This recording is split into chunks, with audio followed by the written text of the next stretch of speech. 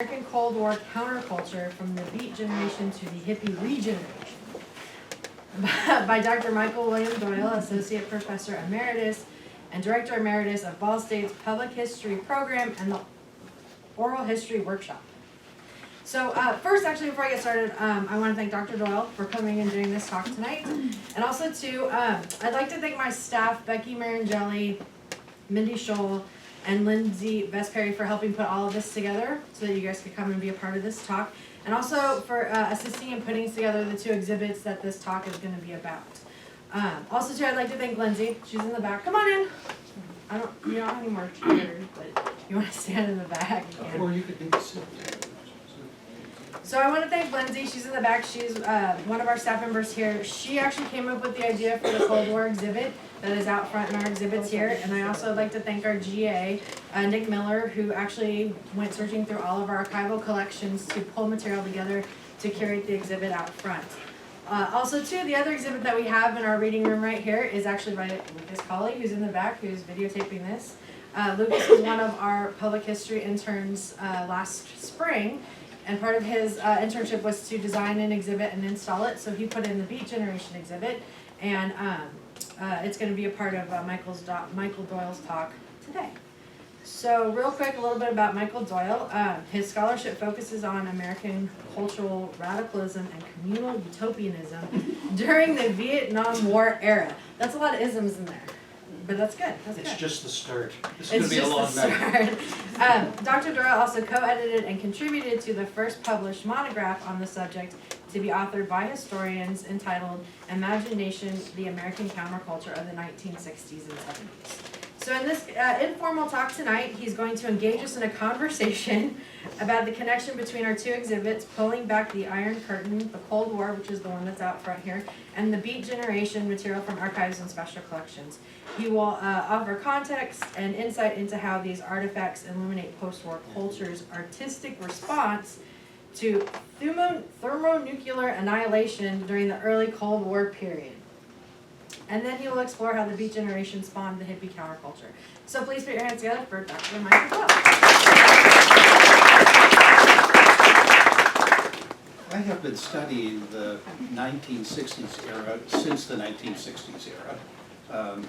My coming of age story is that at the age of 15, I went to Chicago to see what was going on at the Chicago Democratic Convention.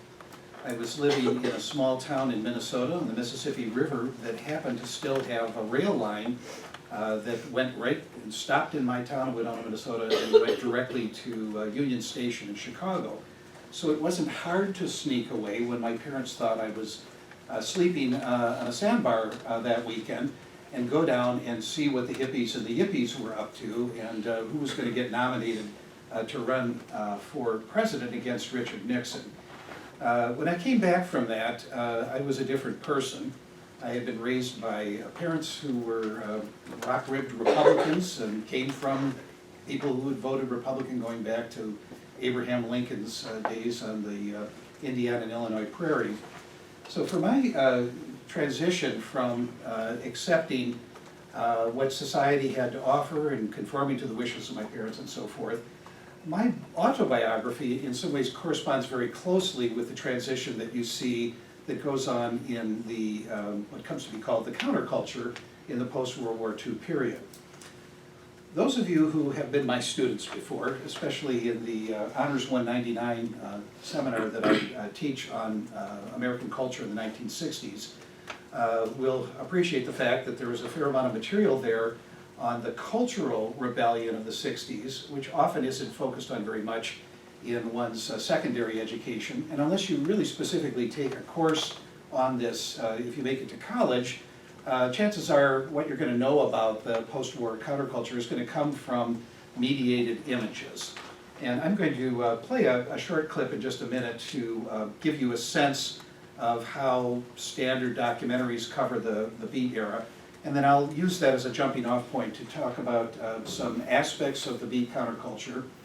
And I'm going to then transition to talking about the hippie counterculture and show you how these really fit on kind of a spectrum and might be best understood as demographics So the people that were born right before World War II, who were kind of like the older people, the older young people of the post-World War II period, found themselves kind of mentoring as they started the Beat movement, the people that were baby boomers that came along about a decade later.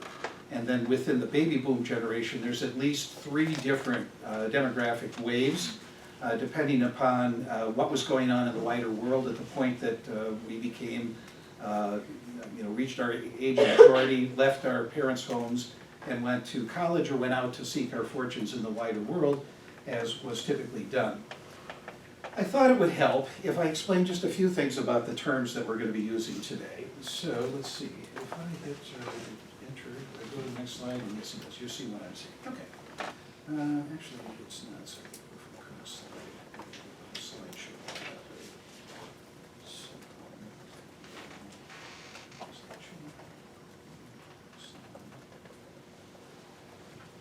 All right, well, you get a full screen and I'm not getting full screen here, so it's a little bit difficult. All right, well, defining counterculture. So what is the term? Most of the books that have been published on this phenomenon since what I call the long 60s, I'm not the only one who uses this term, but as you can see here, it goes roughly from the mid-50s to the mid-1970s, and inside that 20-year swath of time, there is the decade that has a 6 in it, the 1960s. But if you're studying different phenomena, that could be the civil rights movement, it could be the Vietnam War, it could be the free speech movement, it could be the gay and lesbian civil rights movement, etc. You're going to be using a different periodization, which is, when does this thing you're studying start and where does it end? Most of the books that have come out that explore this period in US history tend to use the term counterculture as a kind of an umbrella term to really cover all social, cultural, and political movements. And I find it helpful to understand that the term really originates within sociological literature. There was a very famous, very influential sociologist by the name of Talcott Parson, who in a 1951 book coined the term, and then a student of his, J. Milton Yinger, who later became the president of the American Sociological Association, in this influential article, Counterculture, which was the original term, and subculture, trying to differentiate between what these things mean. Often in the literature, you're going to find people using the term subculture and counterculture interchangeably. The term counterculture catches on in wider usage in print media because of a book by a historian, Theodore Roszak's 1968 bestseller, The Making of a Counterculture. You'll notice here where it's 2 words. He popularized the term, and then Yinger later did a book called Countercultures, The Promise and Peril of a World Turned Upside Down, that took the term in the sense that the sociologist had used it, and looked at it not just as a creature of the 1960s, which if you hear somebody say the counterculture, they usually mean the 1960s version, not exclusively to the United States, but sort of Atlantic Basin, typically. And what the term meant originally was a subculture is an example of a group that forms within a majority culture and develops a kind of an identity around some characteristic or social practice. Any of you like to go out in the country during the fall and sort of drive around and see the sights? And when you do, don't you see like millions of bikers that are out there? So riding motorcycles and getting in your black leathers and going out and going from tavern to tavern, that's kind of an example of a subculture. The people that belong to that group do it as a part-time expression of something that is very meaningful to them in their lives, but their relationship to the wider mainstream society isn't really marked by conflict, typically. That would be a subculture. The reason why Talcott Parsons and later J. Milton Yinger decided to create a sociological term that was different from subculture is that in their eyes, countercultures are social formations that emerge within host cultures, majority cultures, and they adopt a position of low-intensity cultural warfare, essentially with the host culture. So their identity is premised upon their conflict with the values and mores of the larger mainstream society. So they were a product of that society, they distance themselves from it, they critique it, and this is the critical difference, they aspire to overthrow the mainstream culture. So once you've got that as kind of the difference between a subculture and a counterculture, you can begin looking across time and finding places and time periods where countercultures have emerged.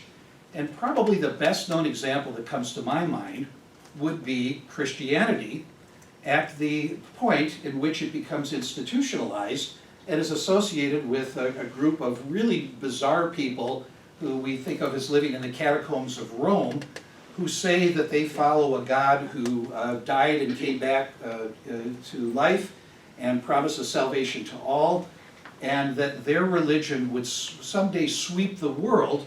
And you can just imagine the Roman Empire looking at these oddballs and misfits and thinking like, you know, in your wildest dreams, let's persecute these people because they're challenging our norms and values, making these outrageous claims.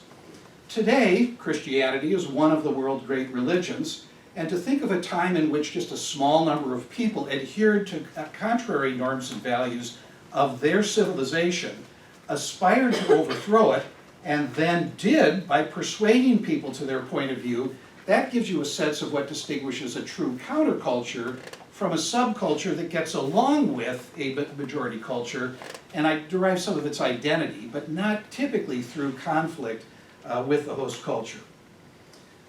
So, some of the questions that scholars of counterculture look at is counterculture a social movement, or what exactly is it? The civil rights movement was unambiguously a social and political movement. Was it a counterculture? Well, one of the ways to make sense of that is what is their method of social change, what's their theory of social change. And typically within countercultural movements, you see the locus on transformation of the individual to realign their values, their norms, their mores with a group of people who are opposed to those in the wider society, and they go from having a vision of transformation at the mega level to what can this individual do in order to promote that kind of change in the wider world. So you might say that change begins with the self, and then it can ripple out. If the way you change yourself in alignment with your new values and mores, which are contrary to the mainstream society, and you're a happier person for it, more self-actualized, the tendency would be for people to see that you're happier than they are, and if they want to know why, they begin to find out, well, you know, I meditate, I do yoga, I eat a good diet, or what have you. They'll figure out all of these different things that the individual did to align their daily habits with their larger societal change vision. The countercultural mode in American history was something that historians stayed away from because historians often look at things that leave really good evidence that's easier to talk about. So, for example, the civil rights movement or the anti-Vietnam War movement all had organizations where people paid memberships and they met, they took notes at meetings, they published periodicals, had conferences, they did marches, and they really marked themselves with an ideology and an agenda that was all premised upon, we want people to do this. So they're using conventional political methods and also grassroots direct action methods in order to affect the change. Within those who are not overtly conventionally political, countercultural activity is often made political when it's suppressed by the larger society. This had not been studied until a colleague and I, about 20 years ago, nearly 20 years ago, decided to round up a group of historians and ask them to contribute to this volume, which we eventually named Imagination, the American Counterculture of the 1960s and 70s, so that we could begin for the first time to look at this as historians and not social scientists. The Beat Generation. All right, this is a misnomer. A misnomer is a misnamed thing. It didn't really describe a generation except in terms of its aspiration. One of the things that distinguishes the Beat Generation from what I'm calling the hippie regeneration is the Beat Generation was small. It tended to have really fixed locations, typically urban centers. It had two, what you might call core locations simultaneously in the Greenwich Village of New York City and in the North Beach area of San Francisco. But there were beach scenes in various places, and that's a point that I'll get back to. But basically what I wanted to do in this previous image was to show you a photograph that's been cropped of a gathering that took place in 1965 outside of Lawrence Ferlinghetti's City Lights bookstore that is in North Beach in San Francisco. And this is when the movement, if you can call it that, the Beat Generation, is only about 15 years old or so. It kind of emerges right after World War II, and it doesn't really take root or gain that name until the 1950s. So really, very early in its development, Lawrence Ferlinghetti, who was one of the founders of this movement, and a New Yorker who was transplanted to the West Coast, decided to have a gathering, try to bring in everybody that had published and identified as a member of the Beat Generation. And this photograph is very famous in that, you know, they got a lot of them, but probably of the best known artists and writers and musicians, it was still only a very tiny number of the ones that could have been pictured had they all been able to get together in one place at one time, and then account for the people that had passed away since the late 1940s. What I thought I'd do next is to play a 6-minute excerpt from David Halberstam's The 50s. So he published this book. It was on the New York Times bestseller list, I don't know, about 10 years or so ago. And then the film production company decided that they would take the chapters of the book and turn each into an hour-long documentary. So let's see if we can get this to play. You're not seeing that, so now I'm going to go to settings. And let's see here. So I'm going to do Control, Windows, P. That gives me a duplicate. Now you see it. Okay, so hopefully you've got the control for sound. Go for it.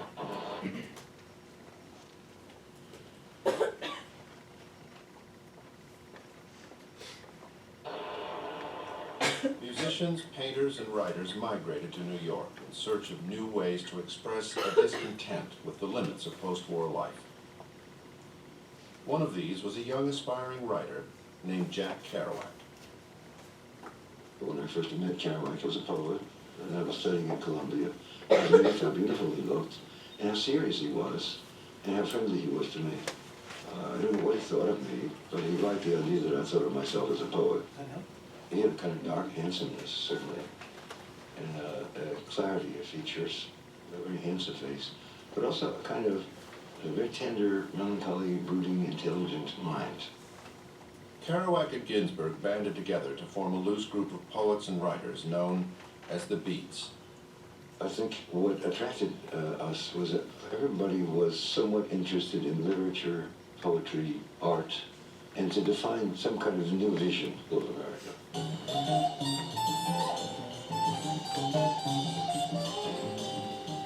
The search for a new vision took the Beats underground to the late-night bars and cafeterias around New York's Times Square. Kerouac began picking up on the word beat, drawn from the common vocabulary of Times Square, meaning in those days exhausted, worn out, maybe homeless, maybe up all night, not wanting to be hassled. It didn't mean beaten. It didn't mean the beat of drums. It didn't mean hearing the beat man snap, snap, snap, all that hippie-dippy stereotype you get on mass media. It just meant emotionally and intellectually exhausted and wide open, and maybe receptive to some other awareness, some more deeper perception. The other beat driving Kerouac was the rhythm of jazz. He didn't want to be just another writer. He wanted to be a jazz musician who played the typewriter.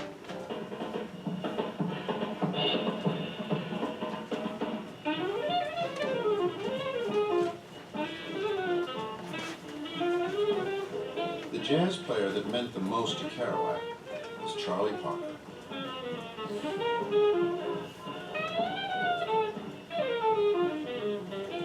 Charlie Parker was the greatest alto saxophonist who ever lived. I mean, this is a guy who believed everything should be original.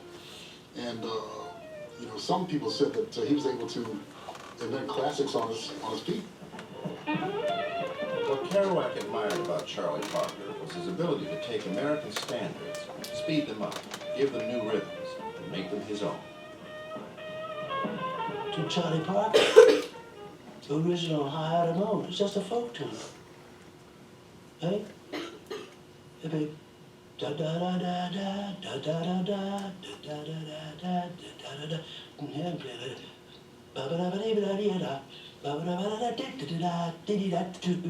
And all that sounds like a folk tune beside that.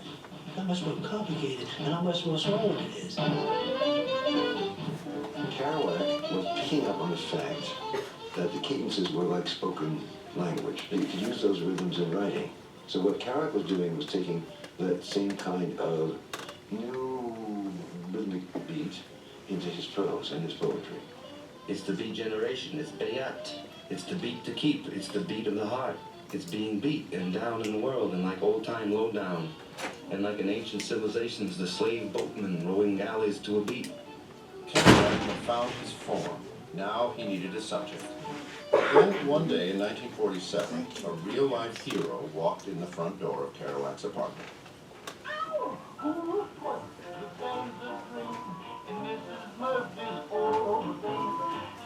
Kerouac called him a young Gene Autry, a sideburn hero of the snowy West. In Kerouac's novels, he would become Dean or Cody, but his real name was Neil Cassidy, a restless seducer who had slept with countless women and stolen over 500 cars.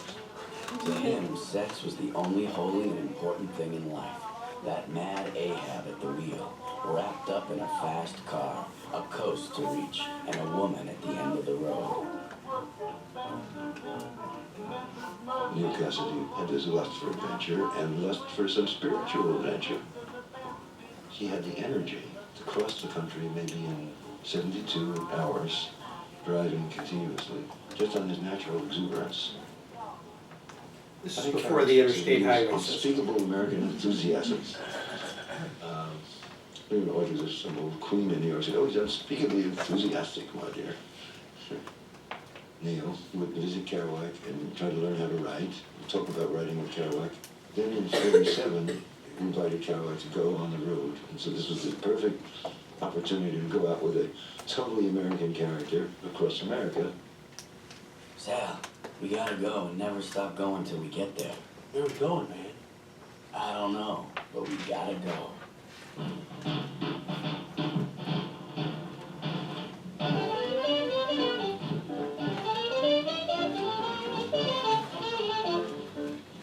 Across America, Kerouac began writing a novel in his mind, a beat novel, set to the rhythms of bebop that would discover for a new generation the American dream of a land without limits. The only people for me are the mad ones. The ones who are mad to live, mad to talk, mad to be saved, desirous of everything at the same time. The ones who never yawn or say a commonplace thing, but burn, burn, burn, like fabulous yellow Roman candles exploding like spiders across the stars. So, a couple of things to say about that. And I want to do this by way of pointing your attention to the two tables on against the wall over here. I brought, I don't know, 100 books from my collection about the beats, in case you're interested. On the road is something that was typed in a continuous scroll. Jim Irsay, the owner of the Indianapolis Colts, bought that scroll at auction.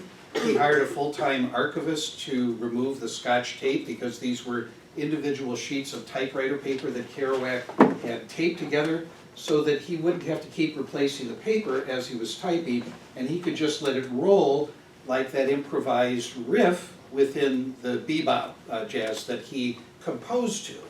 So the conventional story here leaves out the fact that there were a lot of women involved in the beats.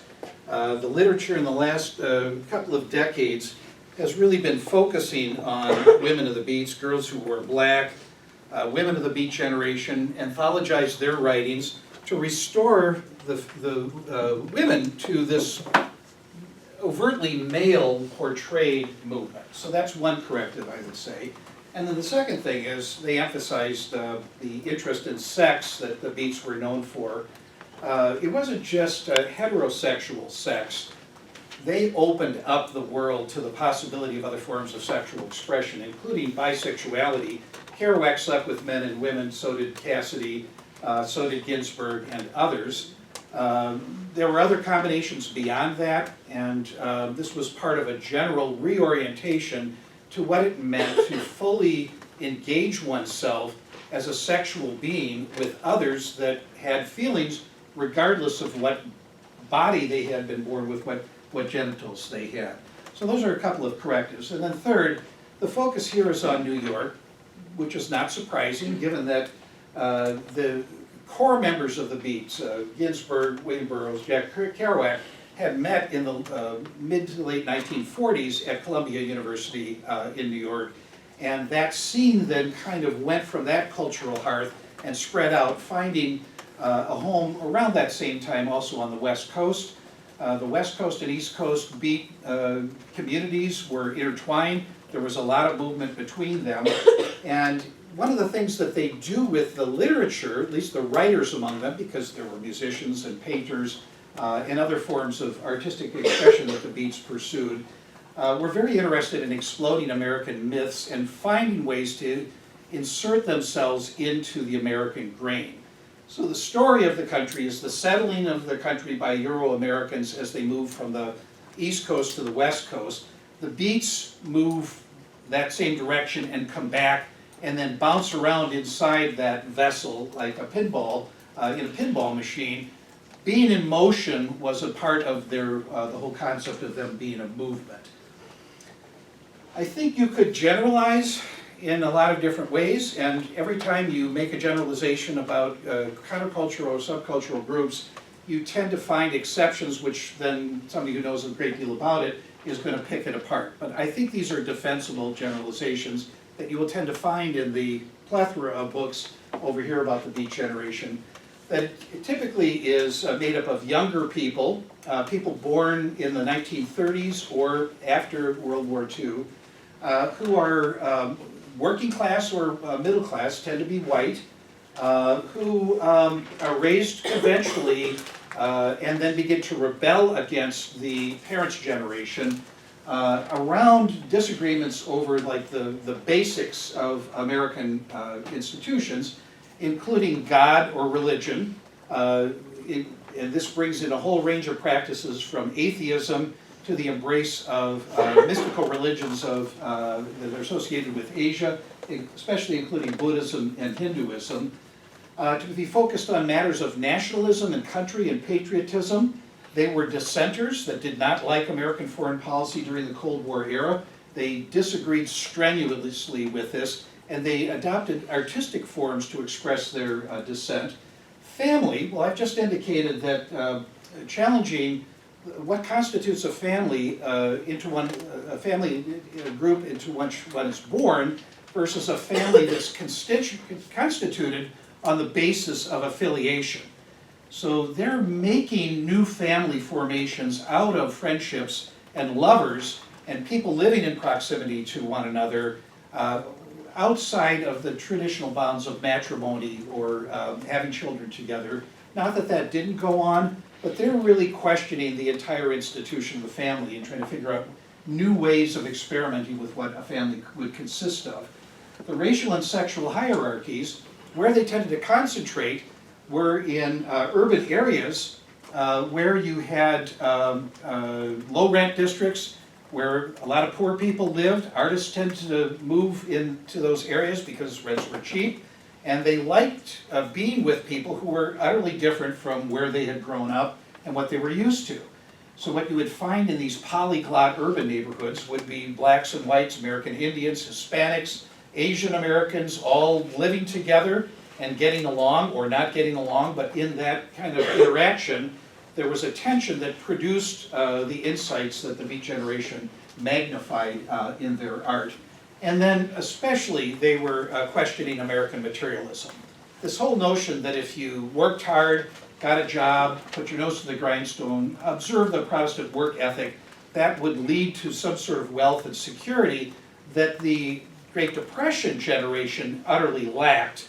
And so the response to the post-World War II period in the United States was the enormous growth of the middle class, and with it, a great focus on gathering stuff. Your wealth is defined by how many things your buying power allows you to accumulate, and that becomes a status symbol for you having risen into the middle class or from the middle class into the upper middle class. They were in open rebellion against all of these things. Beat scenes emerged, as I've already indicated, first in New York and then San Francisco, but there were scenes throughout the country. There are books, some of which I have over here, that explore the beat scene in Los Angeles. There's Kansas City, Chicago had a big beat scene, Boston, Philadelphia. Where you don't tend to find beat scenes is in the South. And I don't know whether that's because there hasn't been good research done on, say, Atlanta or Miami, or the South was somehow less tolerant of these kinds of neighborhoods emerging where people could act as freely as they could in some of the other urban centers that I've talked about. So, artistic avant-gardism. They're looking at ways to take artistic forms and push them in new directions. You just heard how jazz from that era began to break away from the earlier forms in which jazz had emerged in big band configurations, and the development of bebop brought in a whole new rhythm and a sense of keeping time that I would have to say, as an observer, not a specialist, on hip-hop, that when hip-hop arrived here, it utterly transformed American popular culture and also spread around the world, and with it affected spoken word poetry and the way we think about expressing ourselves in song and in beats. So that was the kind of transformation that the Beats' embrace of jazz brought about. The Beats were also very skeptical of all the confidence that had been put in American and Western scientific technology and technocracy, that there was an engineering solution to every problem, that it was the people with professional expertise that should be in charge of running the world. They kept pointing to that one thing, the phrase that Sarah used when she introduced me, about the thermonuclear nightmare. The dropping of atomic bombs on Hiroshima and Nagasaki that ended World War II immediately started an arms race where the Soviet Union, not long afterwards, through espionage, found out how to make atomic bombs, and they began developing atomic weaponry. That led to the development of the hydrogen bomb, and with that, there was enough firepower in just the two arsenals of the United States and the USSR to destroy the world many times over. And the delivery systems on these were such that they could be set off in a hair trigger fashion. We almost lost the entire world. You wouldn't be here hearing me talk about it. When NORAD, which was one of the radar systems that had been installed in Canada and in Alaska, detected what they thought was missiles coming over from the Soviet Union, and within seconds had began, with the permission of the president who was notified, readying for us to launch our nuclear weapons before they could be destroyed by the incoming missiles. Fortunately, the commander of this installation in Alaska, who was an avid duck hunter, thought that he had seen that pattern before with migrating fowl, and sure enough, they stepped down and it turned out that it was just birds flying over. But that's just one of the many incidents that we know from the declassification of documents when all life on Earth was almost wiped out by accident. And this notion that you never knew whether you were going to wake up the next morning because somebody might have triggered the thermonuclear mutually assured destruction, MAD was the name of the policy, you never knew whether you really had a future. That put people in the frame of mind that if you weren't necessarily going to be here in the future, then you had to live in the present. And that was a very Buddhist notion of living in the now and trying to get into the body and feeling what the emotions of the time period were. They used the expression that the artist was the antenna of the human race. So you would train yourself to be able to pull in signals that could not be apprehended by people with conventional minds, that the artist needed to open up and receive the signals of what was going on in the cultural level, and then find ways to transmit those signals to people who would pay attention to their critique. Finally, I've made the point that the Beats, in their manifestation after World War II, continued a project that had been revived going back to the 19th century with Romanticism. That's usually thought of as a literary and artistic movement, but it placed a lot of emphasis on intuition and on feelings, especially feelings of a divine nature, of seeing in nature transcendent messages about the place of human beings within the framework of wider nature. And they found solace in that against the industrial age that was emerging in the 19th century. And with it, Victorianism and Puritanism, which are ways of trying to get people to conform to a consensus over how to interpret reality and what the proper rules are for respecting which groups are accorded power over others in the society. You just have to think here of racial hierarchies or men being superior to women as laws are written to reflect that, and customs and traditions reinforced by interpretations of scripture all tell you that that is the way that God intended it. And if you rebel against that, then you're really taking on the largest forces that hold our society together, and hence people of this persuasion are threatening. So I'm looking at time here, and if I do want to have time for making a few additional points and then opening it up to questions, I thought I would bring some voices in here of the Beats, but I know that that's going to probably cut into too much of the time. Let me just recite the opening of the most famous Beat poem, Howl, which Allen Ginsberg delivered as spoken word performance art at a gallery that was an old warehouse in San Francisco in 1956. And this was something that was emblazoned on the memories of everybody that I knew growing up in the 1950s and 60s. It begins, "I saw the best minds of my generation destroyed by madness, starving, hysterical, naked, dragging themselves through the Negro streets at dawn, looking for an angry fix, angel-headed hipsters, searching for that ancient heavenly connection to the starry dynamo in the machinery of night." And it goes on for about another hour. But in that you get the sense of living in a Beat neighborhood, whites, blacks mixing together. You already get the sense of narcotic addiction, which is one of the legacies of the Beats to later generations. This romanticizing of narcotics can give you insights into what the god Morpheus of the Greeks could lead you into sleep, and from sleep into dreams, and from dreams into the nature of reality. So it was a romanticization of the addiction process, but the fact of the matter is, addicts make terrible friends, and they're constantly stealing from you because they've got to feed their habit. So you get that in there. And as the poem goes on, this is a declared war on heterosexuality. Ginsberg is just like the poet Walt Whitman, but Whitman wasn't out as a homosexual.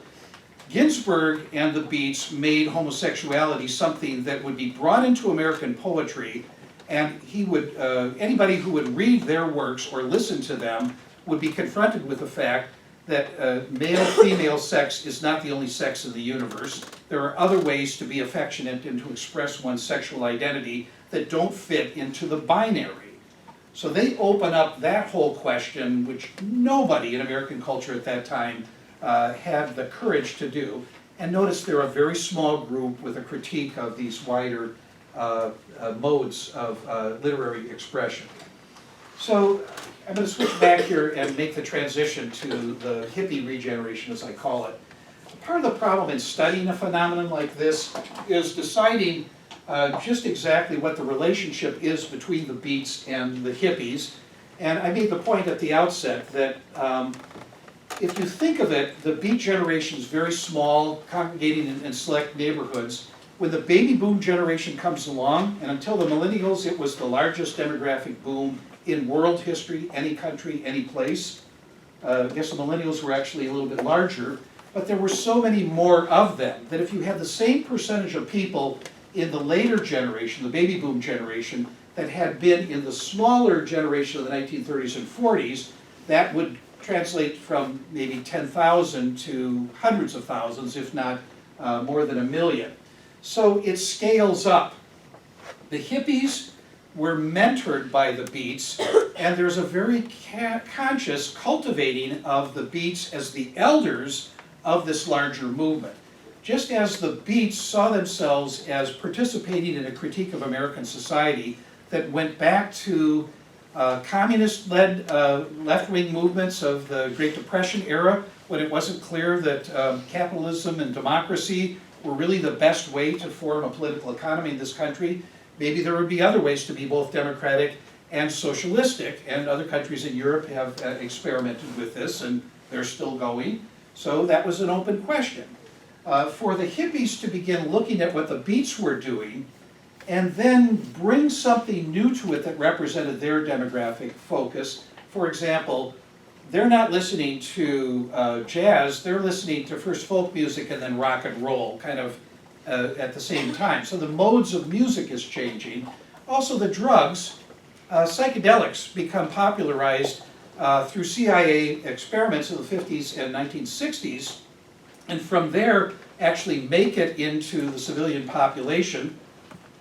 And with it brings transformational experiences that Henry Luce, who was the publisher of Time and Life magazine, the biggest media empire of that era, arguably, himself was one of the many people who experimented with LSD to see what it was like. And in a very famous article, an essay, he said that it's very possible that LSD will make religion obsolete because you won't need the trappings of a religious faith. You won't need the churches and mosques and synagogues. By taking psychedelics, you would have an experience of the divine. You could talk with God yourself the way that Adam purportedly did in the Garden of Eden. So they were trying to find a way to symbolically enter back into this original relationship where there was no separation between God and God's creation, symbolically speaking. The counterculture versus countercultures, well, I addressed that when talking about definitions. Typically, if people say the counterculture, they're talking about the 1960s example. I'm trying to make sure that you know that the term is also available to us to look at other formations that constitute countercultures in other times and other places. Also separating out the counterculture versus the 60s. Many books that are written for popular audiences now tend to refer to everything that went on in the 1960s as the counterculture.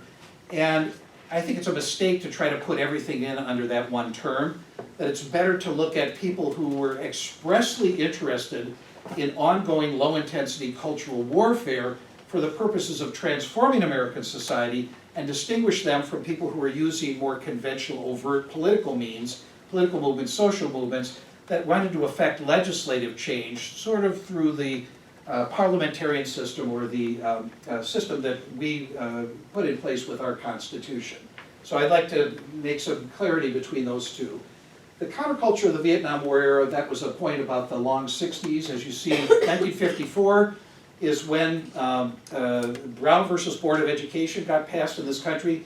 It was also the year that the Vietnamese insurgents defeated the French colonizers and wanted autonomy in Southeast Asia. The United States stepped in after the French were defeated and denying a UN mandate that was going to provide for free and fair elections across former French Indochina, at least the Vietnam North and South portion. When it was clear that Ho Chi Minh and the North Vietnamese communists were going to win, that was the end of a democratic experiment there. And so we got dragged into a 20-year war that eventually turned into our war with our troops, not merely aiding, but essentially taking combat into our own hands. And then the question, finally, that specialists in this era is, when did the counterculture end? My doctoral dissertation was about one very influential countercultural group called the Diggers. The Diggers included members of the Beats in San Francisco. They emerged in the mid-1960s. In fact, right around the time that that picture at City Lights was taken. They were also writers, poets, theater people, musicians, and they collaborated together on a social change project that they called Free and Free City, which was a way to end the monopoly that money had over all exchanges in our society. They wanted to have an economy in which money was not the value, that they would elaborate other ways to form relationships between people so that all needs would be met and all people of all abilities would contribute to the common weal, so that essentially you had something that couldn't really be called socialism because it was much more anarchistic to have that gloss over it.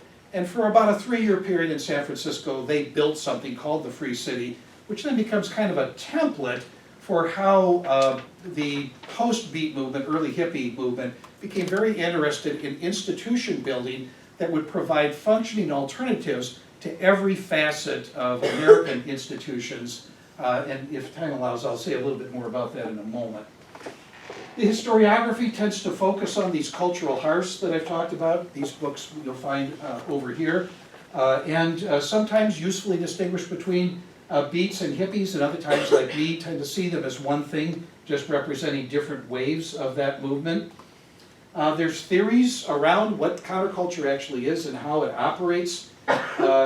I'm just going to let you know that these exist and not spend a lot of time talking about them. It's probably very boring if I do. But some of the books that would help you go into this a little bit deeper, if this would interest you, I've indicated in these slides. And finally, the counterculture itself, if we're trying to figure out what the Cold War version of this comprised, is almost too incoherent to generalize about, but that hasn't stopped me from devoting decades to attempting this, because I just find this completely and utterly fascinating. I've done hundreds of oral history interviews. I began my career as an oral historian working on trying to get these sources from people's memory banks and into the historical record, because typically this population, the people that were the self-identified beats and hippies, were resistant to being interviewed because they didn't want to be labeled. They were resistant to people putting labels on who they were and trying to assimilate them to some sort of explanatory structure, because they had abandoned that project utterly. There are legacies of the American counterculture, and that was the notion about regeneration. In a larger version of this talk, I go through all categories of American life that you can think of. There's actually a historical literature that's growing. The new journalism and radio. The new journalism is a phenomenon that if there are any journalism majors here, if you take the history of American journalism course, you're going to learn something about that phenomenon. And what it had to do with was a literary form of journalism, longer form typically, in which people would adopt some of the experiments that were going on in literary writing of that era, including stream of consciousness. And with that, this notion that if you could somehow record the tape that plays in your mind when you try to shut off all access to the outside world and just focus on your own thoughts, what if you were to write like those thoughts pop into your head? The journalism of this period, called the New Journalism, was also interested in putting the journalist into the center of the phenomenon that was being recorded and talking about it both objectively, here are the facts that I could observe, and subjectively. So what were the feeling states produced in me as I observed at the Pentagon with soldiers beating the crap out of flower-bedecked hippies protesting the war? So the notion that human beings are made up of both an objective state, journalism seems to be preoccupied with only that, and subjective states, which are considered the realm of art, were brought into the literary project, literary journalism project, and that's what constituted the new journalism. So, to wrap this up, I'm going to just tell you that, well, just let me pick one example of this, counterculture. So, a great deal of focus on bodies inhabiting space, irrespective of the binary, and loving one another, which is part of the hippie dream that leads to communal sites, especially in San Francisco, New York City, and then by the 1970s begins to fan out into the backyards and wilderness areas all across the United States, to the point where The New York Times in 1970 estimated that there were more than 10,000 communes that had been established in the United States just within the last 5 years. I lived in such a commune for 10 years. It was a land-based commune in western New York. We grew organic products that were not found in supermarkets. There was no good way to be a vegetarian in those days. You would be importing products from Japan because, although they could have been grown here, they weren't. So part of what we were doing was to try to get to the source of this insight that you are what you eat.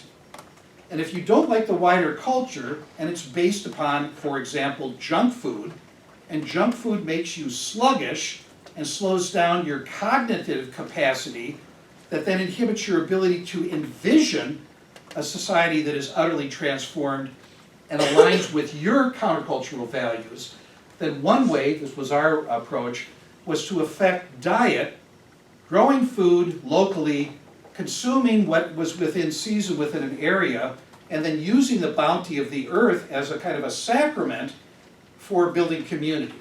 Because you will notice that one of the defining characteristics of any community is food sharing.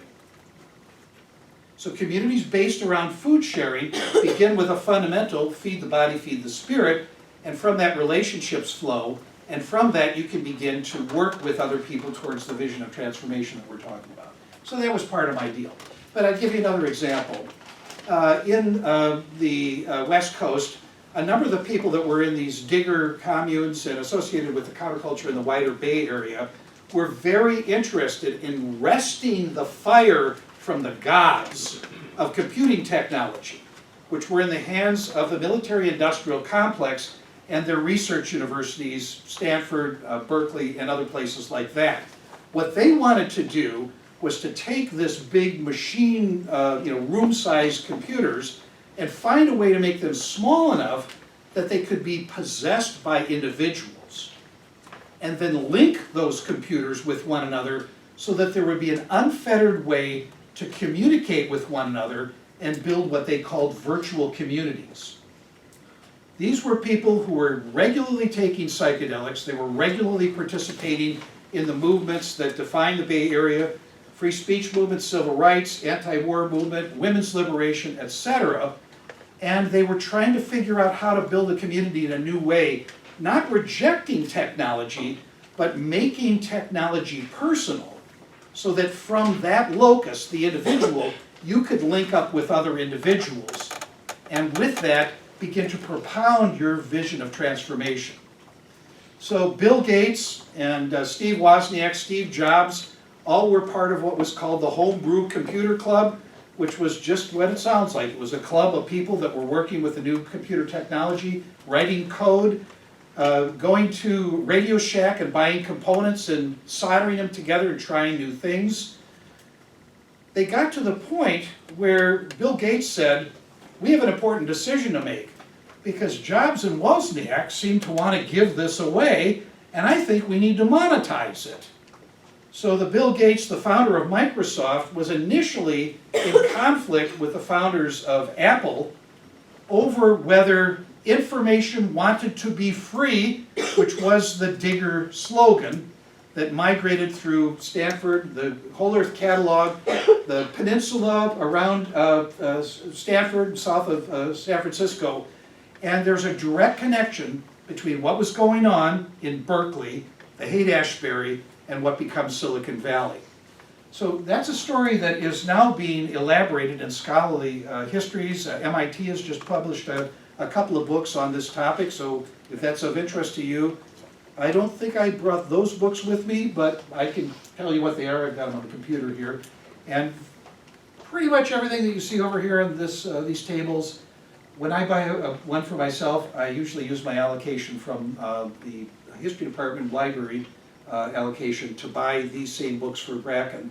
So if you see it over here, you ought to be able to check it out from our collections, or certainly be able to get this literature from interlibrary loan. So let's say that that's enough right now, and hopefully I've given you something that might provoke a few questions, things that you'd like to know a little bit more about. Do you have any questions? This is usually the signal for all students to depart the room as fast as possible. But perhaps some of you would like to know a little bit more about any of the topics that I've raised in the last 25 minutes. I have one question. What's a yippie? Yeah, okay, so hippie.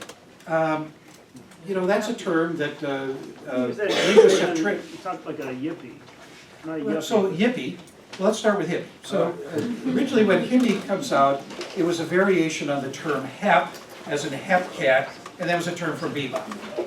It's coming from a black slang, and when the hippies begin showing up, the Beat generation looked at them as junior grade hipsters.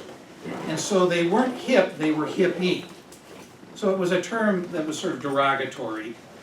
And then in New Year's Eve of 1967, in a communal house in New York City, Jerry Rubin, Abby Hoffman, and Paul Krasner, a Beat, were sitting around talking about they needed to organize a way to politicize hippies so that they would go to the Chicago Democratic Convention the following August, and they wanted to create some media buzz around this. So they were coming up with different names, and finally somebody said, Youth International Party. So that sounds pretty bland, and might actually be like, their delegates or something like that. And the initials for that were YIP, and so they thought, oh, this is great, we'll call them yippies, and yippies would be politicized hippies. The hippies were known for dropping out and not engaging in conventional political ways. I don't know that there's a lot of stock I would put in that, but that was what politically engaged New Left activists at the time frequently said. By the late 60s, early 70s, nobody's making that distinction anymore. Does that help? Yes. Okay. Anything else that you're interested in knowing about? Do you have other opinions on how you might see this phenomenon, or ways that it maybe contradicts your own faith traditions, or ways your own values and mores that might help you explain why this was considered threatened by people at the time? Could you talk, I'm thinking about the transition between the culture of the Beats and the culture of the hippies. Could you talk about maybe a few significant cultural works, whether they're albums or plays or works of poetry that helped shift the kind of cultural aesthetics of the Beat generation to the cultural aesthetics of the hippie generation? Well, so, you heard them talk about On the Road. There's a reproduction of Jack Kerouac's scroll, which I saw a portion of displayed at what's now called Newfields and the Indianapolis Museum of Art. And it occupied a room that went from here to the elevator bank with tables so that you could have one stretch of it, but that was only one stretch. I don't know if the whole thing's ever been shown in one place at one time. But On the Road is, if you know Walt Whitman's poetry, he was a poet of the open road. And the fact is that he created an American idiom for poetry that was unlike what anybody was writing in Europe at the time. And this was considered incredibly significant because American culture was trying to find a way to distinguish itself from Western Europe, which if you looked at the literary papers of the American states after the Revolution, all they're doing is reviewing works by people in Europe. They're very rarely talking about their American counterparts here. After Whitman, that changes everything.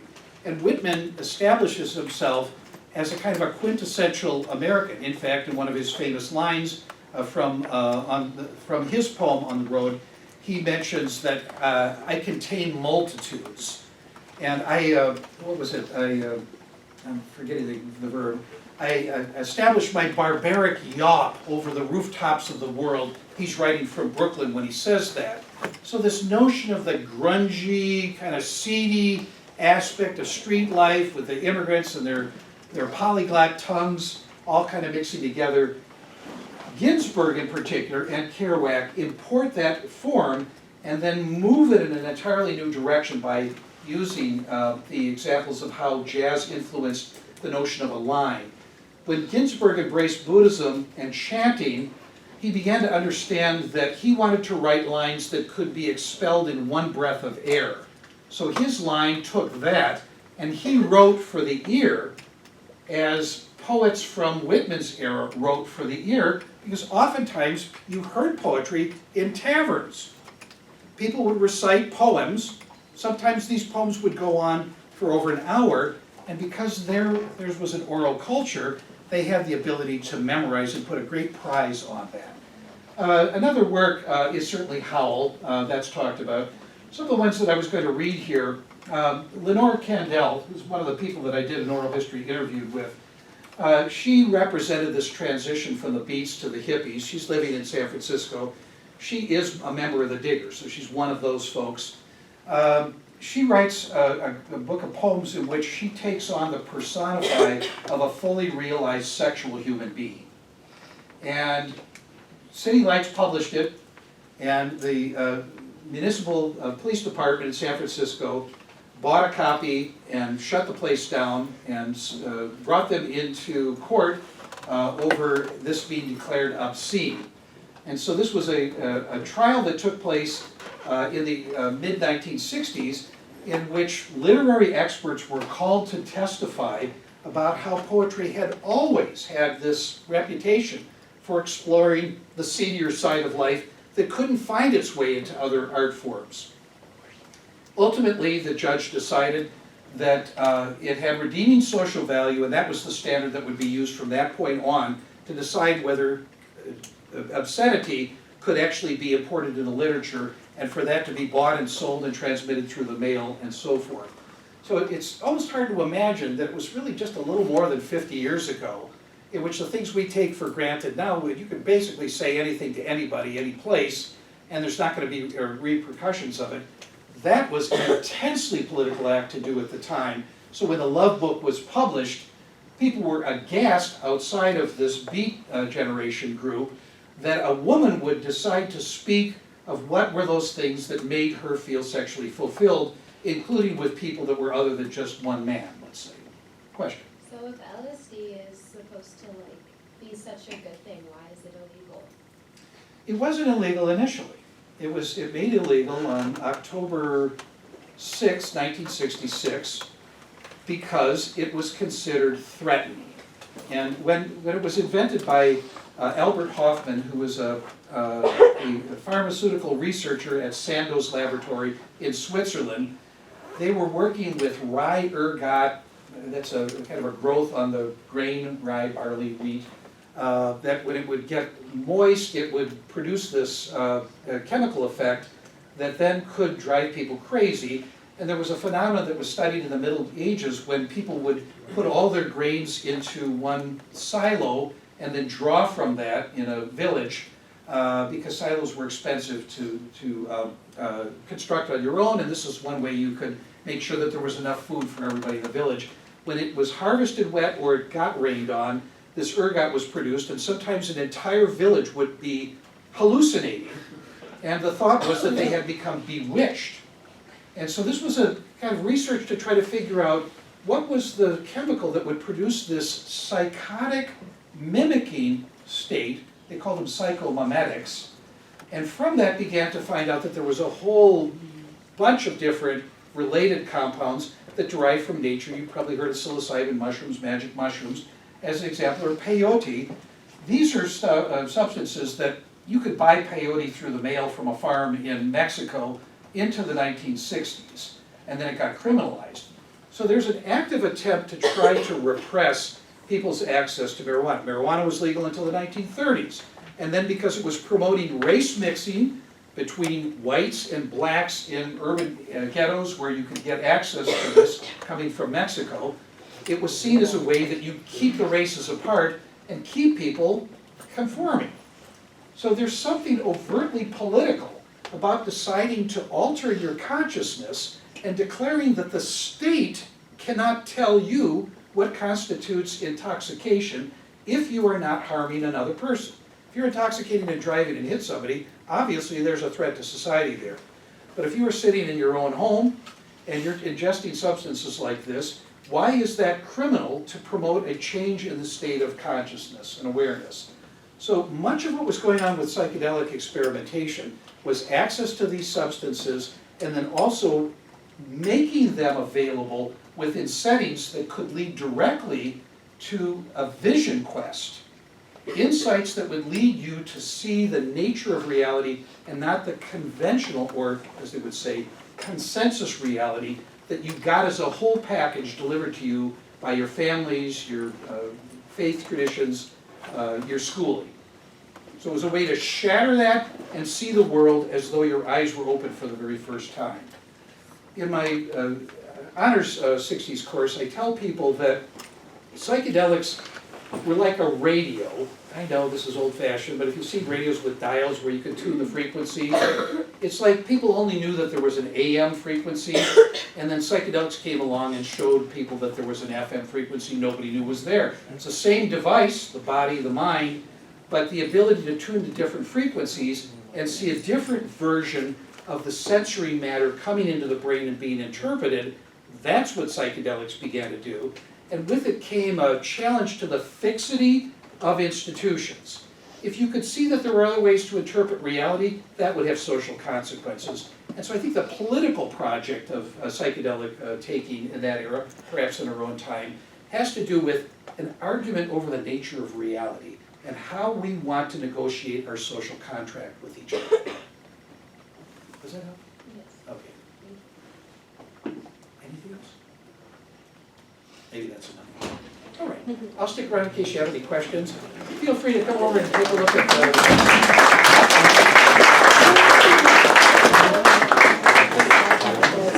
Thank you all for coming. Thank you. You're welcome.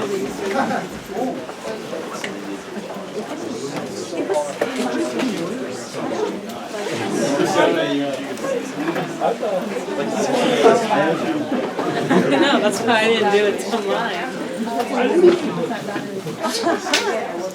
Probably all your memory too. So back from where?